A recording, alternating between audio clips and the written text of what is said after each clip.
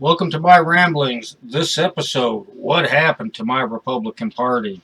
The Republican Party of the 1970s played a huge role in bringing about social responsibility. The Environmental Protection Act was born, the EPA.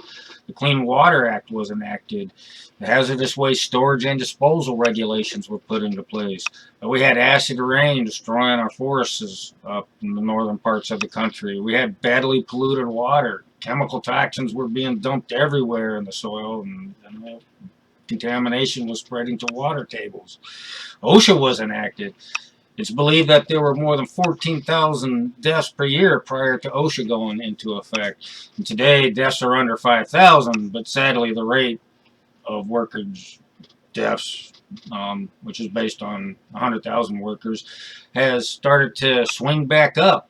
It was decreasing, but in the last 5 years, last 3 or 4 years, especially, it's turned back up. So now the rate of worker deaths are increasing.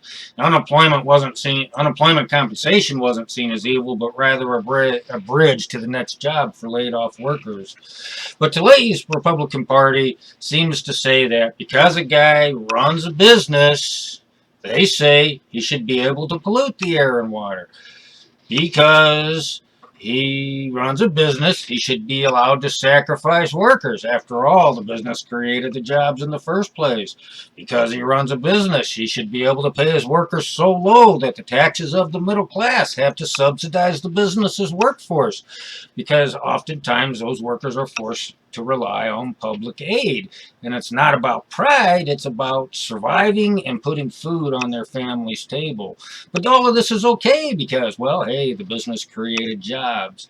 The Republican Party in a lot of ways has become the party of the wealthy. The elites, as they call themselves, seem to want to swear fealty to a higher elite, as if they were trying, back in the Middle Ages, trying to establish themselves within some feudal form of government, with feudal lordship over all the servants, in this case, I guess, the workers or so.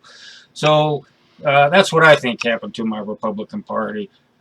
It's not entirely that bleak, but a big core aspect of the Republican Party today seems to be along those lines.